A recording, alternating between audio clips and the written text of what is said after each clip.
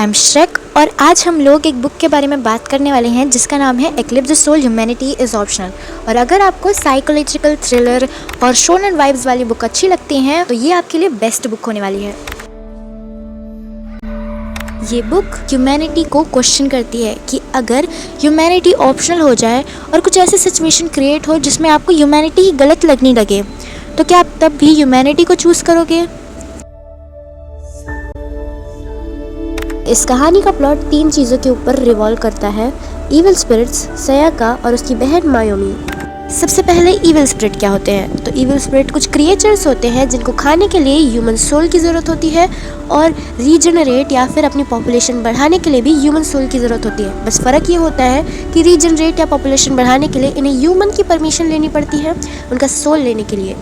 वो evil spirits soul के बदले में इंसानों की कोई भी इच्छा पूरी करते हैं। अगर कोई इंसान अपनी लाइफ से पूरी तरीके से हताश हो चुका है तो वो अपनी ह्यूमैनिटी ट्रेड कर सकता है और अपनी सोल दे सकता है। उसके बदले में इविल स्पिरिट उनकी कोई भी इच्छा पूरी करते हैं या तो इविल स्पिरिट उन इंसानों को एक इल्यूजन में डाल देते हैं, एक एंडलेस इल्यूजन जिसमें इंसानों की लाइफ वैसी ही चल रही होती है जैसी वो चाहते हैं, लेकिन वो सारी चीज़ें जो हो रही होती हैं वो एक इल्यूजन होता है, सच नहीं होता।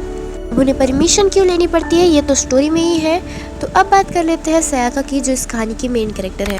अगर आप शोनन एनिमेस देखते हो तो आपने देखा होगा मेन कैरेक्टर के पास बहुत बड़े बड़े सपने होते हैं, लेकिन सयाका की लाइफ में ऐसा नहीं था। वो बस एक सिंपल लाइफ जीना चाहती थी अपनी बहन और अपने परिवार के साथ, लेकिन वो इतना भी नहीं कर पाती है क्योंकि उसके ब्लड लाइन में एक कर्स था कि वो एक हाफ इविल स्पिरिट है और हाफ ह्यूमन है। अब हाफ इविल स्पिरिट होने के कारण जो इविल स्पिरिट होता था वो हमेशा चाहता था कि वो सयाका की बॉडी के ऊपर टेक ओवर कर ले और उसको एक मॉन्स्टर बना दे, क्योंकि नॉर्मल इविल स्पिरिट से हाफ ह्यूमन और हाफ इविल स्पिरिट वाले जो ह्यूमंस होते हैं वो ज़्यादा पावरफुल होते हैं। और ऑब्वियसली बात है कि अगर आपके सामने एक इंसान है जो कि कभी भी मॉन्स्टर बन सकता है तो और वो आपको खा भी सकता है, तो आप उसको रहने के क्यों ही दोगे, आप उसे बाहर ही निकाल दोगे, है ना।